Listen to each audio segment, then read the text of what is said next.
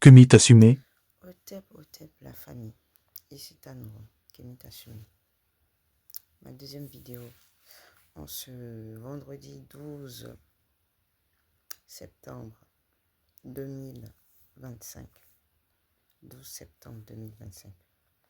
Nous ne sommes pas loin des déchéances qu'on appelle les élections en Côte d'Ivoire, élections présidentielles en Côte d'Ivoire, en octobre 2025, le 25 octobre 2025. Nous ne sommes pas loin de ça. Chère famille, il est tard, hein? On va pas me coucher. Je comprends mieux pourquoi quand la population civile est en train de batailler pour savoir où est Ziggy, où était Ziggy, on est en train de partager, faire des vidéos sur l'enlèvement de Ziggy. Certains hommes politiques, certaines femmes politiques sont restés muets comme des carpes, comme si cet enfant-là n'était pas un fils de la Côte d'Ivoire. Vous êtes restés muets, même pas un petit communiqué de la part de vos staffs différents. Mais ce jeune Ziggy-là, s'il est en prison aujourd'hui, c'est pour la Côte d'Ivoire.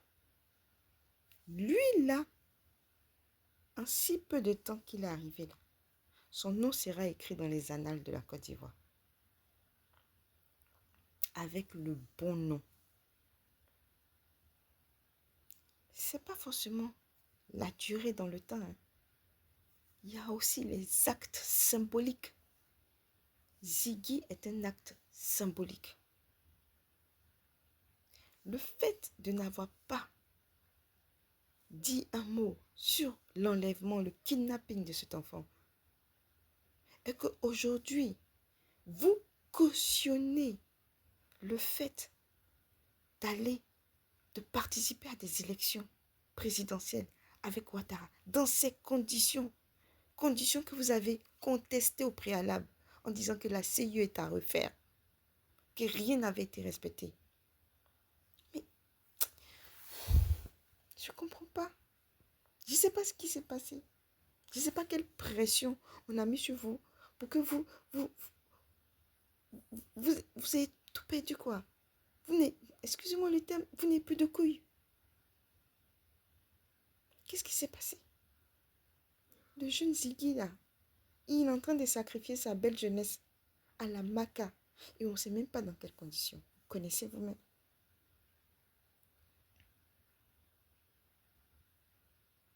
Aujourd'hui, vous allez aller à des élections. Mais qu'est-ce que ce jeune-là va penser dans sa tête? J'ai fait tout ça pour rien.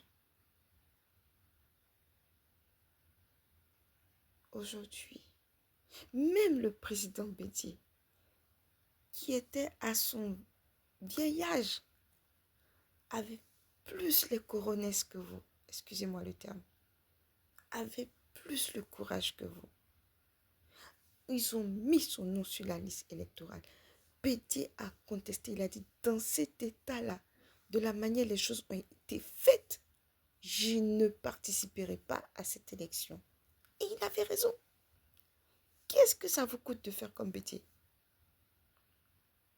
C'est tellement... Je me pose des questions jusqu'à poser, mais qu'est-ce que ça vous coûte de faire comme Bédier?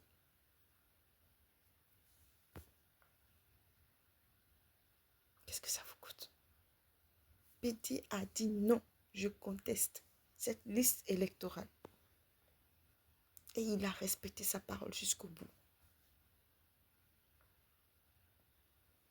Si vous étiez des novices en politique et si vous ne connaissiez pas l'individu Ouattara, j'aurais dit oui, c'est la normale, ils vont se faire avoir. Tout comme Bédier s'est fait avoir une première fois. Mais Gbagbo, le président Gbagbo, il vous a prévenu que vous ne connaissez pas l'homme pour qui vous vous battez en parlant des soi-disant rebelles tels que les Ouattara, les Ibrahim Koulibaly et les Soro Guillaume et les Ahmed Bakayoko. Au pire, au mieux, vous allez connaître l'exil. Au pire, la prison. Voire pire, le Djali.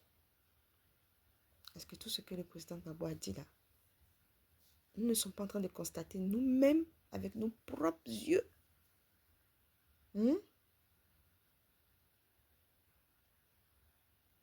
Pensez à la jeunesse qui, elle, a les couilles de prendre la parole, de dire que ça, c'est pas bien et de lutter pour sa libération, pour sa liberté. Quand vous allez dormir sur vos deux oreilles là, et puis vouloir aller participer à ces élections-là, pensez à votre jeune fils, Ziggy.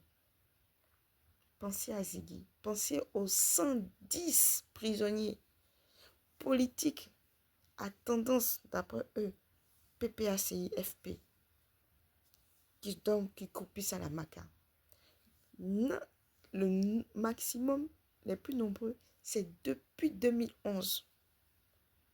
Pensez à cela. Quand vous allez aller vouloir compétir avec Ouattara, pensez à ces gens-là. Pensez aux jeunes Ziggy, les derniers, tout récents. Il y a un autre aussi qu'on a mis en prison. On allait le chercher dans son lit parce qu'il a mis le drapeau de la Russie pour aller à la marche. Une marche qui n'est même pas du RHDP, une marche PPACI. Il a mis le drapeau. Il n'est pas libre de mettre le drapeau qu'il veut sur son dos. Mais vous là, vous partez pas saluer la Russie. Quand vous partez au truc de la Russie, vous partez le saluer, on vous met en prison. Quand vous partez faire la courbette devant Poutine là, et ce secrétaire général là, on vous met en prison. Mais un gamin de rien du tout qui va mettre le drapeau russe sur son épaule, vous allez aller bousiller la vie de l'enfant là. Et il y a certains qui vont dire, la CEI a bien travaillé, le Conseil constitutionnel a bien travaillé. Ah bon? Ils ont bien travaillé? Donc vous allez aller aux élections avec eux? Et vous espérez gagner, vous vous foutez de notre gueule. Ouattara va vous laisser gagner. Ah là là. De qui se moque-t-on? De qui se moque-t-on? Ouattara, que nous on connaît là, il va organiser quelque chose. Et puis lui, il va perdre. Soyons sérieux. En tout cas, si vous avez plus d'un tour dans votre sac là, dites-nous. Comme cela, là aussi, on s'est trompé. Là, on va admettre nos erreurs et puis dire pardon. Sinon, là, c'est ce que vous êtes en train de faire là. Mais c'est fort. Je ne sais même pas comment les autres peuples africains là sont en train de nous juger en ce moment. J'ai honte. Hein? J'ai très honte de vous. Heureusement que vous ne représentez pas tous les Ivoiriens. Et le peuple ivoirien, la jeunesse ivoirienne, va prendre ses responsabilités pour vous montrer un peu quelque chose. Je vous salue bien bas. Au TEP.